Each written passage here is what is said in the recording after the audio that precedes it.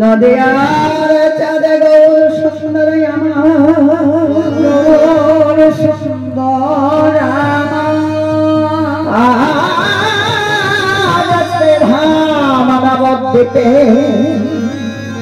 সতী গর্ভ সিন্ধু মাঝে অবতীর্ণ হয়ে গৌর সুন্দরে আমার দিনে দিনে কত লীলা করিলে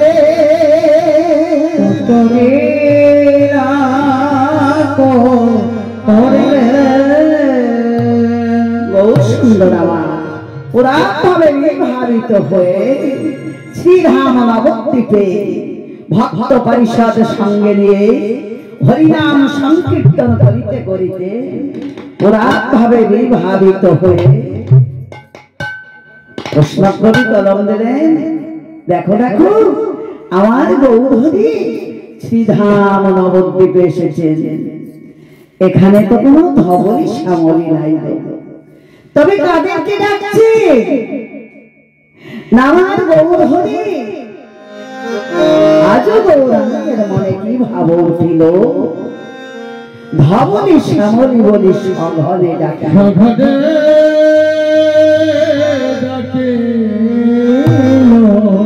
ঘন ডাকছে গো, ধবলি শ্যামলি পিয়ালি অমলি।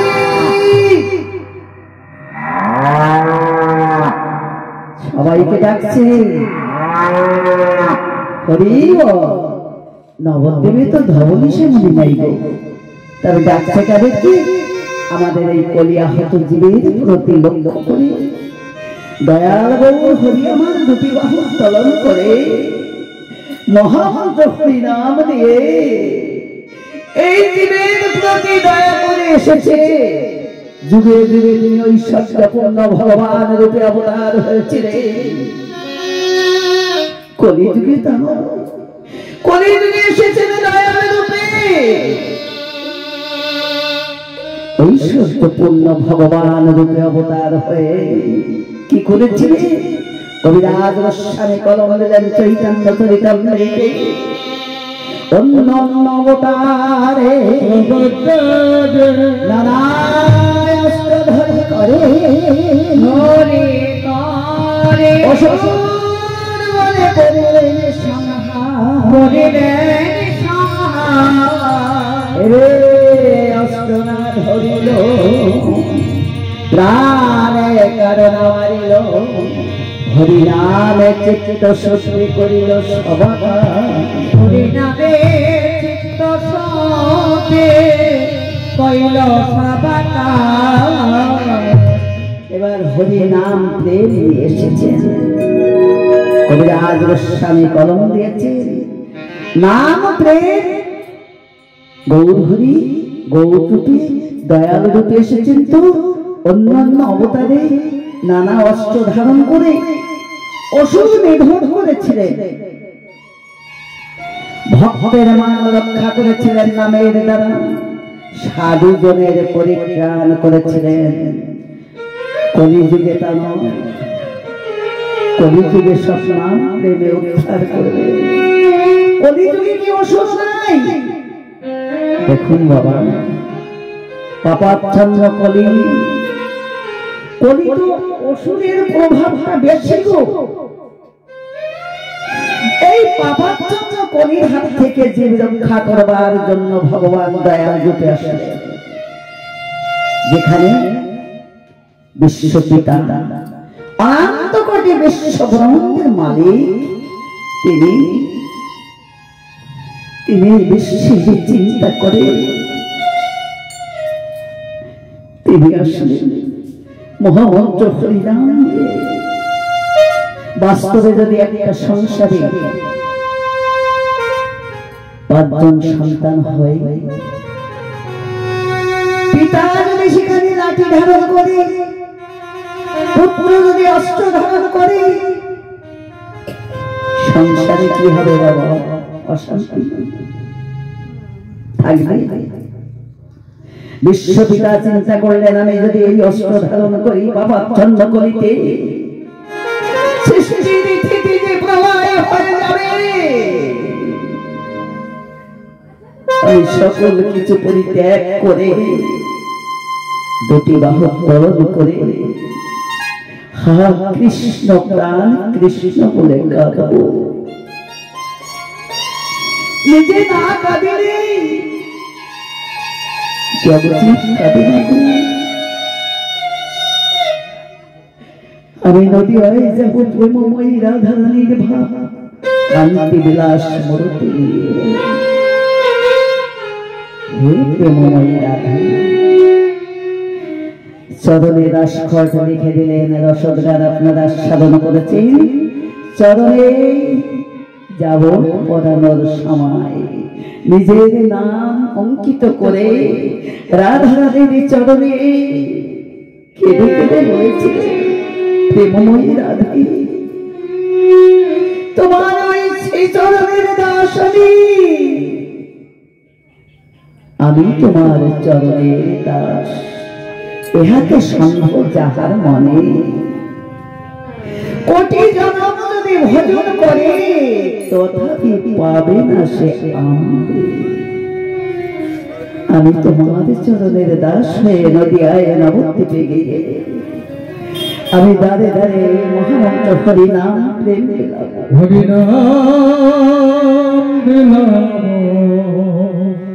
হরিনামে উদ্ধার করব। হরিনাম ছাড়া তো জীবের গতি নাই। সত্য ত্রেতা দাপর কলি আরো কত কত যুগ চলে গেছে। ধ্যান হোম যজ্ঞ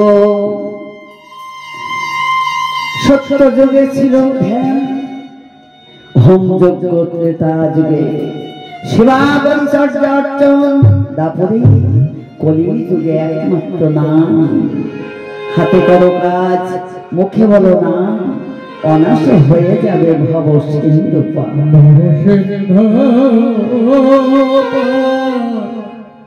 যদি বলে না ভব সিন্ধু পারের করিতে আমাদের কেউ দেবে না, আমরা এত কিছু সঞ্চয় করেছি, বাড়ি গাড়ি টাকা পয়সা ছেলে মেয়ে আত্মীয় স্বজন ভাই বন্ধু পুত্র পরিজন, এরা সেদিনকে যাবার সময় আর কিছুই দেবে না। কি দেবে বাবা, কি দেবে? কি এনেছিলে তুমি যা তোমার সঙ্গে দেবে? আসবার সময় কি এনেছিলে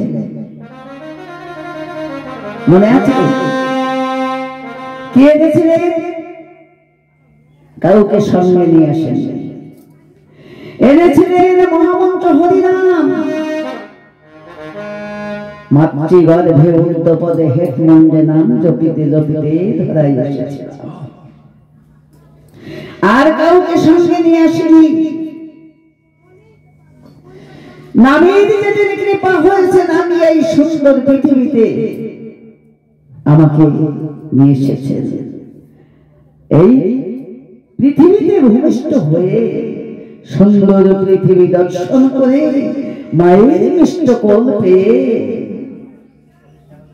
আমি ইষ্ট নাম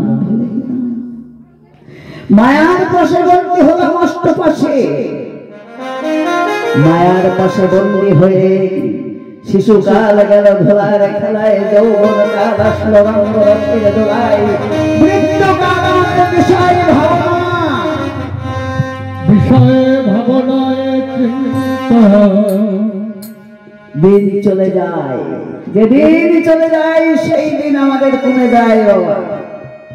আমরা বলি এখনো সময় হয়নি। কি গো দিদি ভাই নাম নিয়েছ, ছেলে মেয়ে এখনো ছোট, বিবাহ দেব তারপরে নাম নেব কবে? যেদিন চলে যায় সেই দিনই কমে যায়। সময় হতে হতে সময় চলে গেল, নাম নেওয়া হলো না। হবে যেদিন চলে যাচ্ছে সেই দিন তো কমে যাচ্ছে। আর কবে সময় হবে? সময় কখন হবে? যেদিন আমার আবার চলে যাওয়ার সময়। যেদিন আসিবে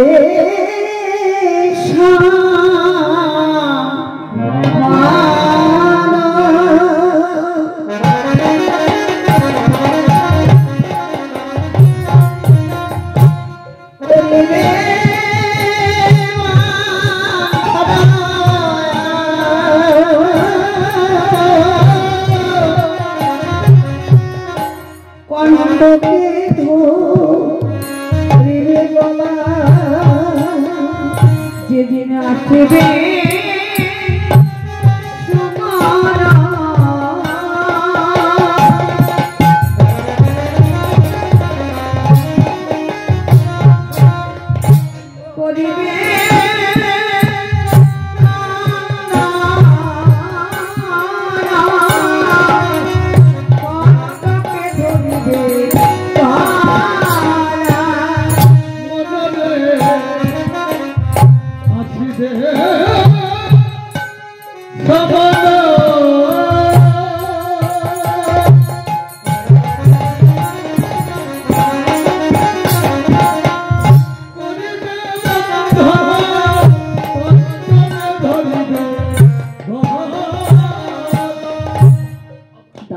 কোঠা বাড়ে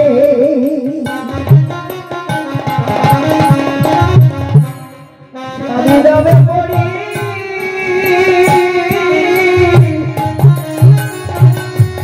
হয়ে যাবে আপন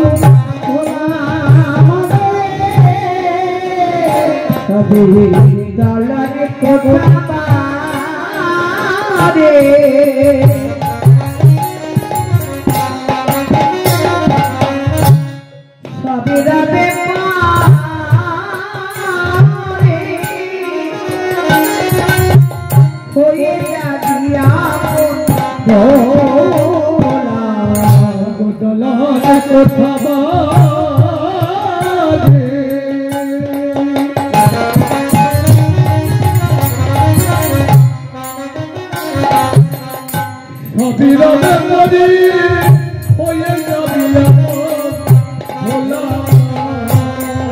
আরে হবে না হরি বলা হরি রাম সরে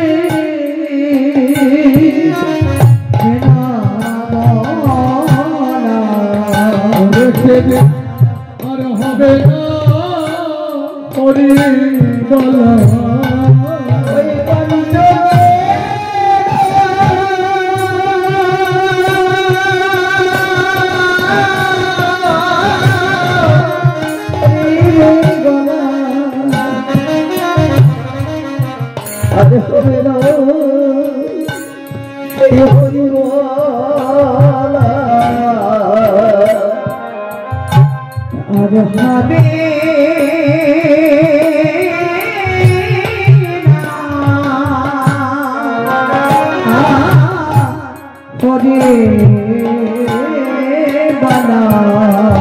যদি তোমার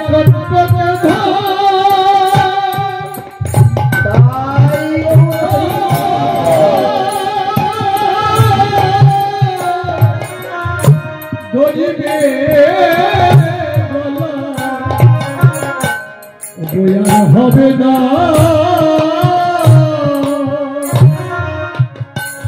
হরি বলা সময় হবে না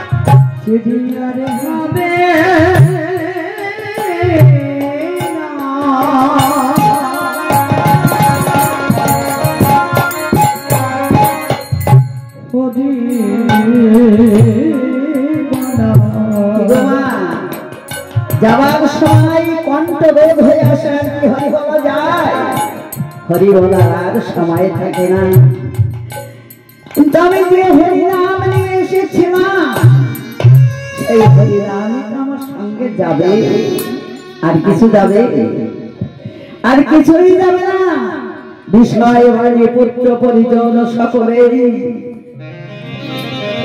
এখানেই রবে দেহ ছেড়ে প্রাণ স্বরূপ গোবিন্দ যেদিন আমার প্রাণ পাখি বাইর হয়ে যাবে খাঁচা ছেড়ে সেদিন আমার ওই আপন প্রিয় মামা যারা তারা আমার দোতলা তিনতলা ঘর থেকে আমার বাহির করে এনে বিদায় দেবে কি বলে জানো? সেদিন হরি বলে বিদায় দেবে, সবাই হরি বলে বিদায় দিবে।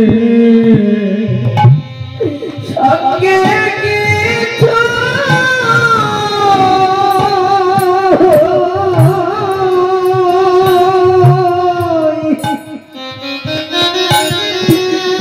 কিছুই দেবে না গো।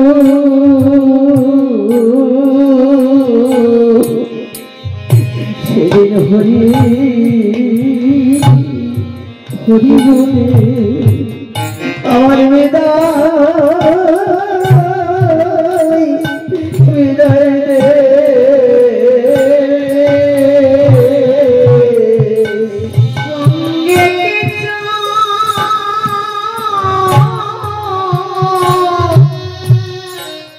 দেবে না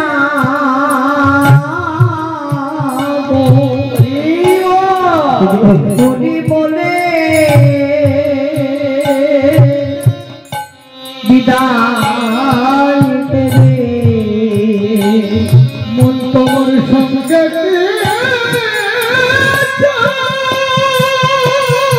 হরি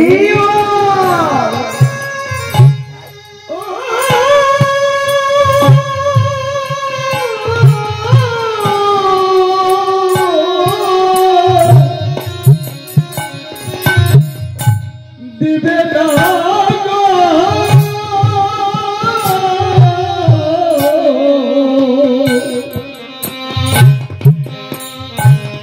সেদিন হরি বলে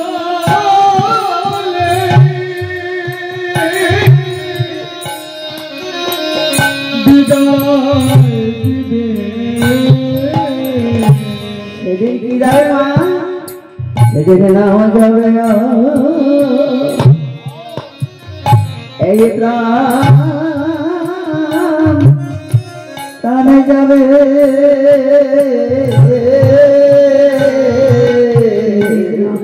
যাবে এই প্রাণ যাবে এই বিষয়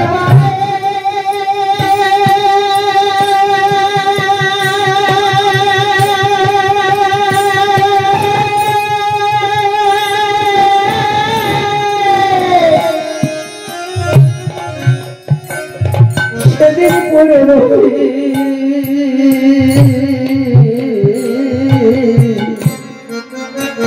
সেদিন হরি নাম যাবে এই প্রাণ যাবে বিষয় বাড়ি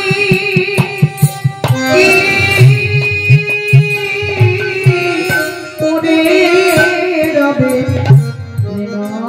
যাবে প্রাণ যাবে একা একা যেতে হবে। একা একা যেতে হবে। ভাই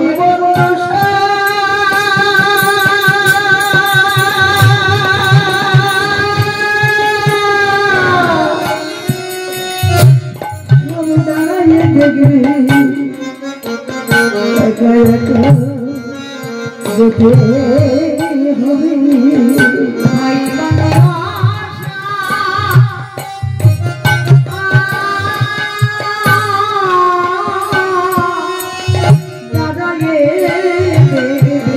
হবে বলে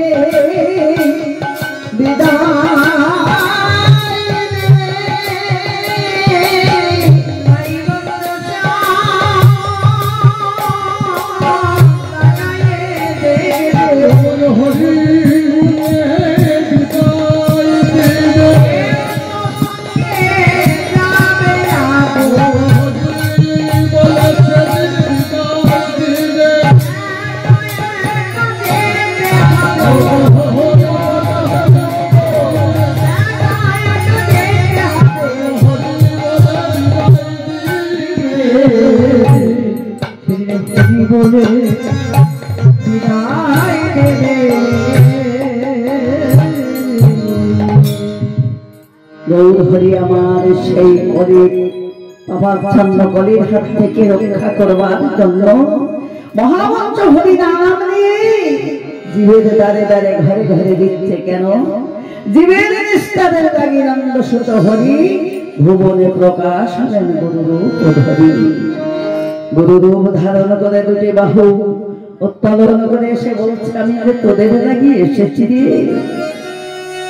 দেখো, আমরা যত বড় নেতা মন্ত্রী হই না কেন, রাজা উজির সকলেই আমাদের মাতৃগর্ভ থেকে আমরা এসেছি। যা দিয়েছো এখান থেকেই দিয়েছো, যা দিয়েছো এখান থেকেই দিয়েছো। যেটা আমার বলে বসে আছো সেটা অন্য কারোর ছিল, দুদিন পরে সেটা অন্য কারোর হয়ে যাবে। এটাই সংসারের নিয়ম। গীতার বাণীতে বলছে, যেটাকে ধরে আমার আমার বলছো এটা আরো অন্য কারোর হয়ে যাবে। কারোর ছিল বাবার ছিল, ছেলের হলো, ছেলের হইতে নাতির হবে। সংসার যার তার চিরকাল রয়ে যাবে। কর্ম শেষ হলে চলে যেতে হবে। কেউ কারোর দিকে তাকিয়ে থাকবে না, কেউ কারোর সঙ্গেও যাবে না। আমার সম্বল আমারই করতে হবে বাবা। যে হরিনাম সম্বল নিয়ে এসেছিলে, আবার যাবার সময় সেই হরিনাম সম্বল ছাড়া আর কিছু নাই। দয়াল গৌর হরি আমাদের সেই জীবনকে ডাকছে ধবলি আর শ্যামলি বলে। মাতৃগর্ভে জন্ম যখন হয়েছে, গুরু কৃপা হি কেবল, কৃষ্ণ কৃপা জগৎময়। গুরু কৃপা কোন কোন ভাগ্যবান জীবের হয়। কোন ভাগ্যবান জীব যদি গুরু কৃপা পায়, তাহলে সে বুঝতে পারে গৌর বস্তু কি জিনিস। সেই বস্তু যে ধারণ করতে পারে, সে গৌরকে চিনতে পারে। সেই ভব মাতৃ পিতৃ সম্পদে আমাদের এই দেহ গঠন। তাই ধমনী শ্যামলী বলে ডাকছে। বহিরঙ্গ ভক্ত নিয়ে করলেন হরিনাম সংকীর্তন, অন্তরঙ্গ ভক্ত নিয়ে করলেন নাম রস আস্বাদন, প্রেম রস আস্বাদন। রস আস্বাদন করছে কাছাকাছি না অগণিত ভক্ত থাকতে 3.5 জন ভক্ত রায় রামানন্দ সাধক দামোদর সিকি মাইতি মাধুরী দেবী রামানন্দের কাছে রস আস্বাদন করতে গিয়ে বললে, রায় গম্ভীরায় গোদাবরীর তীরে বসে দর্শন হয়েছিল। তাই রায় রামানন্দ বলেছিল, প্রভু বহিরে দেখিনি তোমার সন্ন্যাসী স্বরূপ, এবে কেন দেখি তোমায় শ্যাম্ব পরো। তাহার উপরে দেখি স্বর্ণ পাঞ্চালিকা, স্বর্ণ পাঞ্চালিকা দিয়ে তোমার সর্বঙ্গ ঢাকা। তুমি যে 2 অঙ্গ এক হয়ে এসেছো, শ্রীমতী রাধারানীর স্বর্ণ পাঞ্চালিকা দিয়ে ঢেকে এসেছো, কিন্তু তোমার জ্যোতিবাহী হচ্ছে। আমি দর্শন করছি জ্যোতিবাহী হচ্ছে, তুমি ঢাকতে পারো না। জড়াইয়ে ধরে প্রভু বললে, রাই আমি তোমার কাছে এসেছি। সাধ্য বস্তু সাধন হইলে কভু নাহি পাই, কৃপা করি বল রাই পাওয়ারও পাই। রাই পায়ে ভক্তি দেখি বিচারিয়া, বিবর্ত বিলাসের কথা কহিব ভাঙিয়া। ধাতু রূপে প্রতি দেহে বৈশে গৌর হরি শক্তি, যে জনা ধারণ করে তারে ওই ভক্তি। অনাঙ্গ হইতে ভক্তি লাবণ্য বাড়ায়, বুঝিবে রসিক জনা অন্যের বোঝা দায়। অন্যজনে কি বোঝে বাবা যে ধবলী আর শ্যামলী কাকে বলছে? এই ধবলী শ্যামলী বলে কাদের ডাকছে? আমাদের মতো করিয়া অপরদিকে ডাকছে। তোদের জন্য আমি মহামন্ত্র হরিনাম নিয়ে এসেছি। নাম ছাড়া গতি নাই। এই নাম আসবার সময় নিয়ে এসেছো, আবার যাবার সময় সেই নাম একবার বদন হরি হরি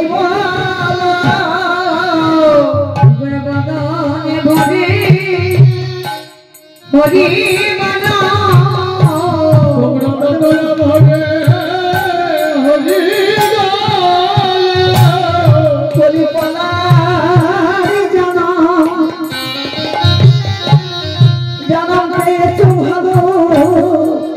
বদন হরে একবার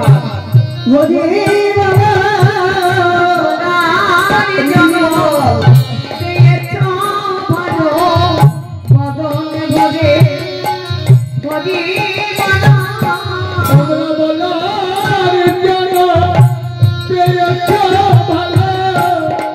বদন ভরে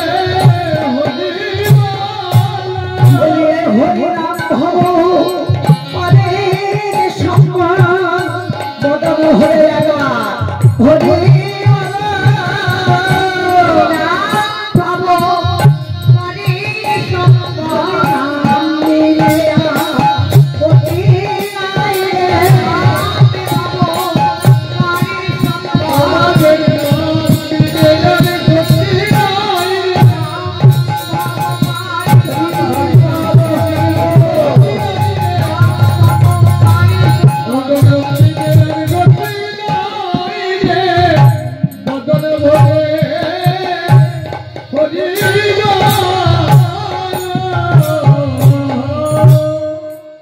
বলে সামনে বলে এই কলিয়া হত জীবকে যাচ্ছে আর বলছে আর কি বলছে গো কবি কলম দিলেন সেই কামে মরণে তো করিয়া যায় ভোরে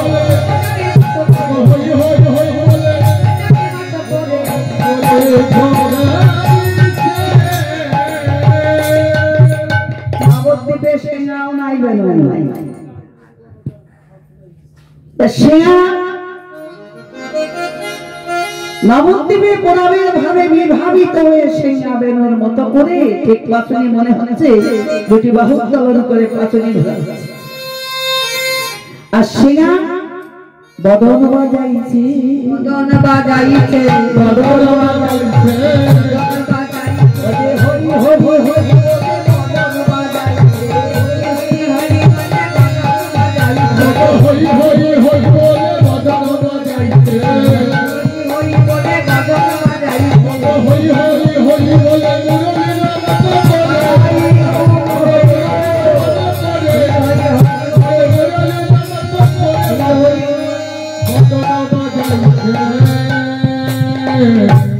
হরি হরি বলে বদন বাজাইছে গো সিংহা বেনুর মতো করে হরিনাম সংকীর্তন করতে করতে আজ ভক্ত পরিষদ তারাও কি করছে গো গৌরহরির সঙ্গে আনন্দিত হয়ে আনন্দ করছে হই হই কাকে বলছে বেলবচ্চ ফেরাতে গেলে হই হই করতে হয় না বৃন্দাবনে করেছিল এখানে হই হই করছে কেন বলছে আমার যে হয় আমি তারই হই আমার যে হয় আমি তারই হই কেমন করি গো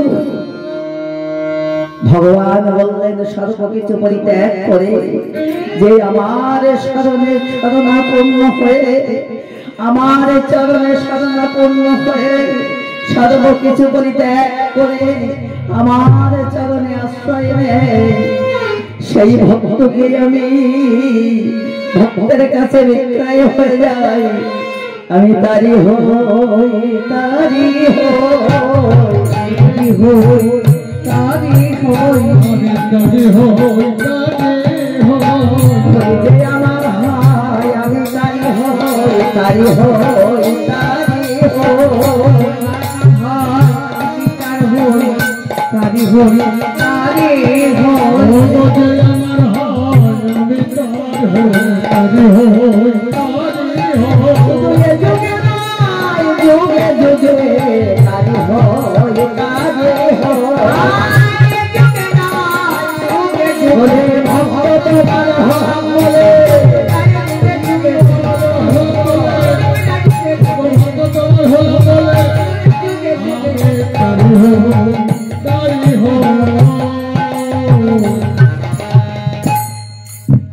ভক্তরা পরিষদ গান তারা কি করছে গো? রামায় সন্ধ্যা রামানন্দ সঙ্গে নিত্যানন্দ, রামায় সন্ধ্যা রামানন্দ সঙ্গে নিত্যানন্দ,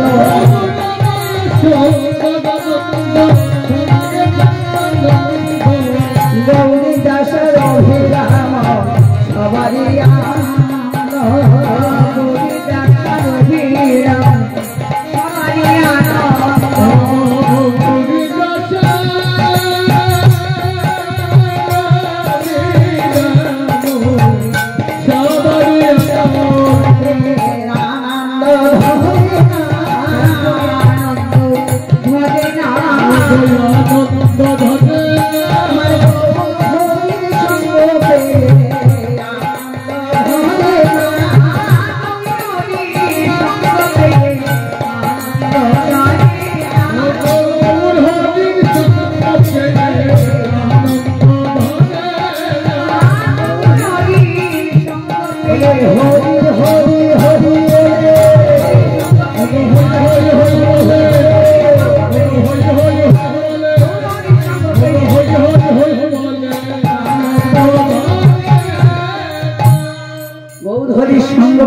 আনন্দ হচ্ছে। কেননা তারা তো প্রিয় ভক্তগণ না। গৌরীদাস এই অম্বিকা কালনা, অম্বিকা কালনায় যে গৌরীদাস আছে, গৌরীদাসের গৃহে আমার গৌর হরি বাধা। উত্থান একাদশীতে ঝলক দর্শন হয়, সকলেই ভক্তদের সেই দিন চরণ দর্শন পায় গৌর হরিকে। এই গৌরীদাসকে ত্রেতা যুগে ছিল তরুণী সেন, দ্বাপর যুগে ছিল মরণ শাখা, সুবল কৃষ্ণ বলে যে বলিয়ান সুবল। নদিয়ায় এসে নাম ধরেছে গৌরী দাস, ভগবানের দাস। সেই গৌরী দাস আনন্দ করছে। একজন নাকি ভগবানের দাস হওয়া যায় গো। বিভীষণ তরুণী সেনের পিতা বিভীষণ, মায়ের নাম সরমা দেবী। রণক্ষেত্রে কে যাবে দশাননে, সেটা উদ্ধারের সময় যুদ্ধ হয়েছিল রাম রাবণ। কেউ নাই। দশানন রাবণ কান্না করে বলছে কে যাবে, আমার তো যাবার মতো আর কেউ নাই বংশে, সবংশ শেষ। বিভীষণের পুত্র এসে বললেন, জেঠু ও জেঠু আমি তো আছি, কেমন করে আমি যাব? দশানন বুকে জড়াইয়া ধরে কেঁদে কেঁদে বললেন, না রে না রে তারণী, তুই যে একমাত্র আমার বংশের প্রদীপ, তুই গেলে আমার আর কেউ থাকবে না। না জেঠু আমি যাব। মায়ের নাম সরমা দেবী। সরমা দেবীকে বললেন, মা গো তুমি আমার রঙ সাজিয়ে দাও। রাম ভক্ত বিভীষণ রামচরণে আশ্রয় নিয়েছে। সরমা দেবীকে ডেকে বললেন, প্রভু গো একমাত্র পুত্র আজ তোমার চরণে সঁপে দিলাম।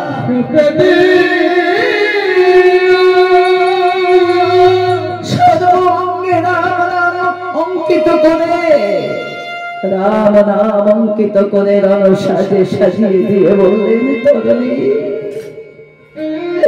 এ জগতে আমার বাবুর কেউ রইল না রে, নারী হব জনম নব,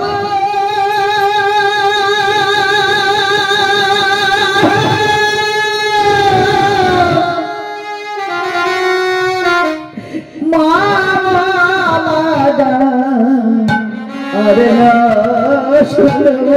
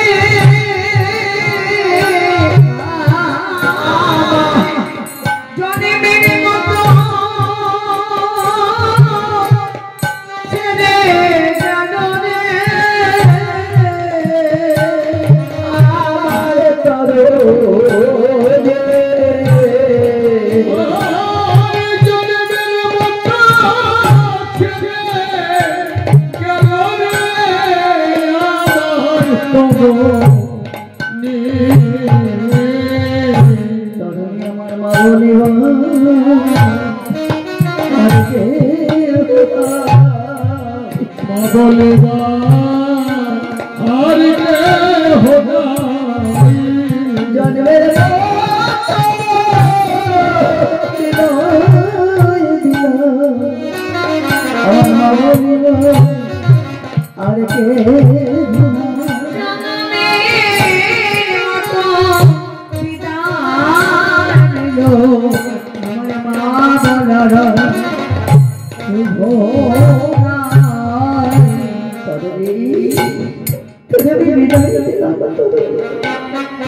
তরুণী কেঁদে কেঁদে বলছে, মা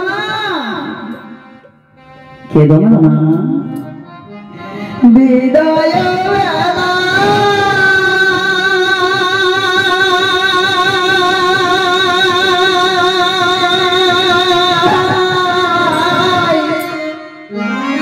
রেখে যাই মা, ভক্তি পূর্ণ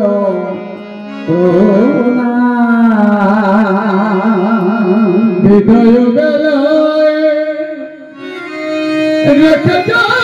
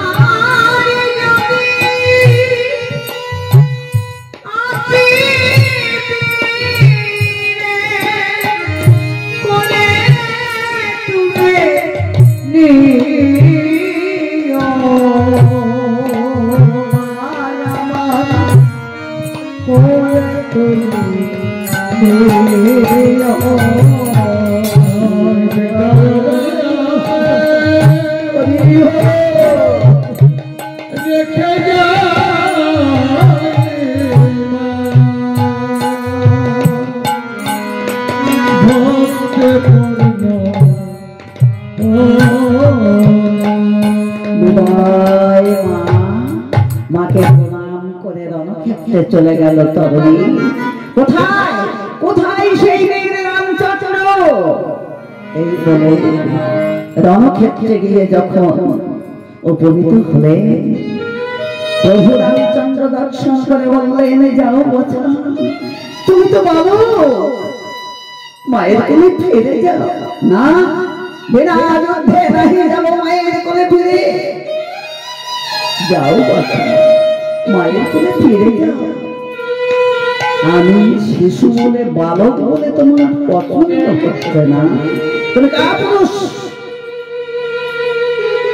বিভীষণ বললেন, প্রভু বিনা যুদ্ধে ফিরে যাবে না, তুমি যুদ্ধ করো।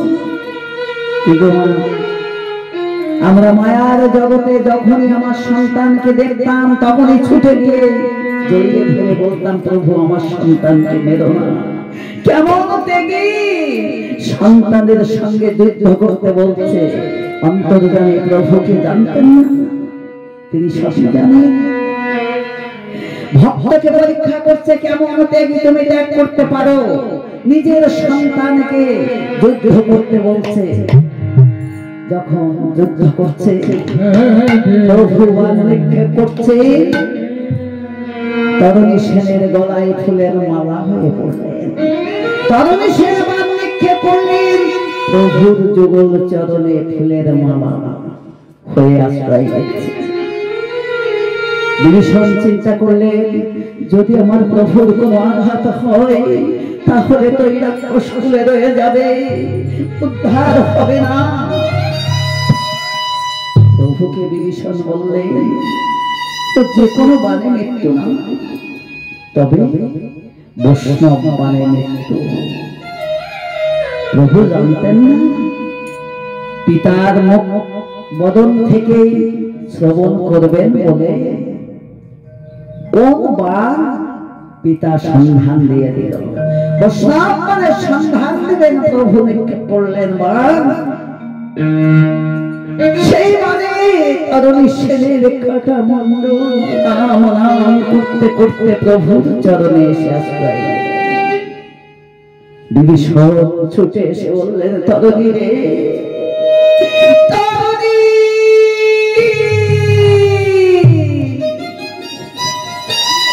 তরুণী, আমি পিতাই যাবার সময় যেন তোর প্রভুর নাম স্মরণ থাকে। একমাত্র পুত্র প্রভু তোমার চরণে সঁপে দিলাম, আমার বলতে আর কিছু নাই। প্রভু বলছে, তুমি কেমন পিতা, পিতা হয়ে পুত্রের মৃত্যু আমার হাতে তুলে দিল। প্রভু, আমি মায়ার জগতে কিছু রাখতে চাই না, আমার যা ছিল আমি তোমার ওই চরণে সঁপে দিলাম। তোমার চরণ ছাড়া করুণা গো, চরণ ছাড়া করুণা গো, তোমার চরণ ছাড়া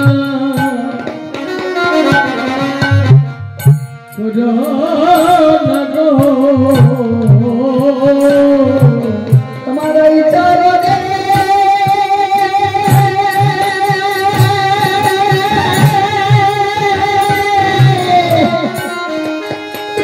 আমি সঁপে দিলাম। তুমি চরণ ছাড়াই করুণা গো, ওই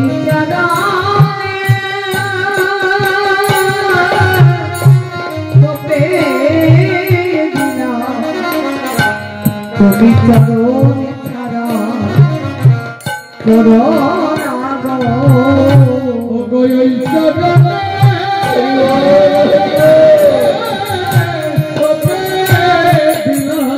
মানে আমার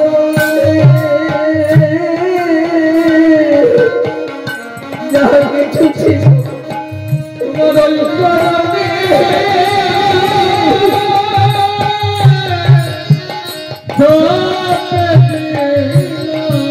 আমার বলতে কিছু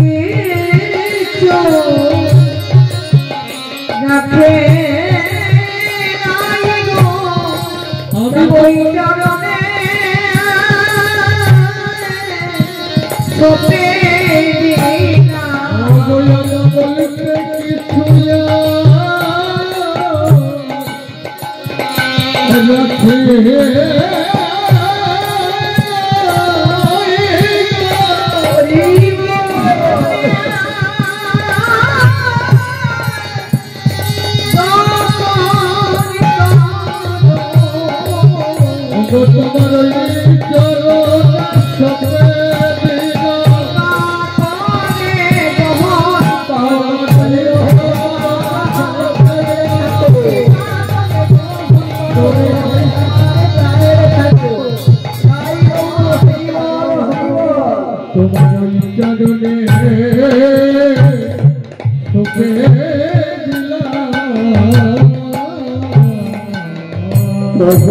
কিছু বললেন না না চরণে নয়, ওর স্থান আমার হৃদয়ে।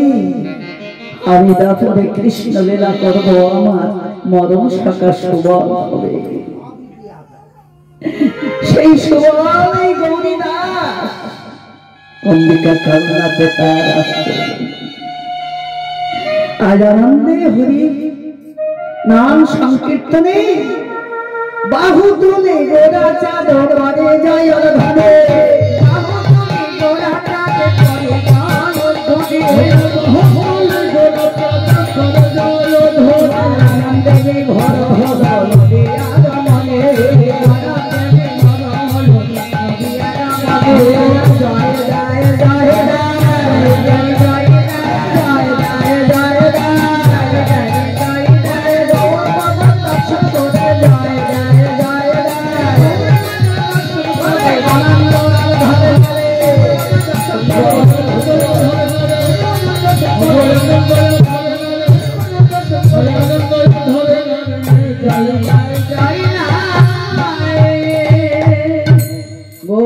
দর্শন করে তাদের আনন্দ ধরছে না।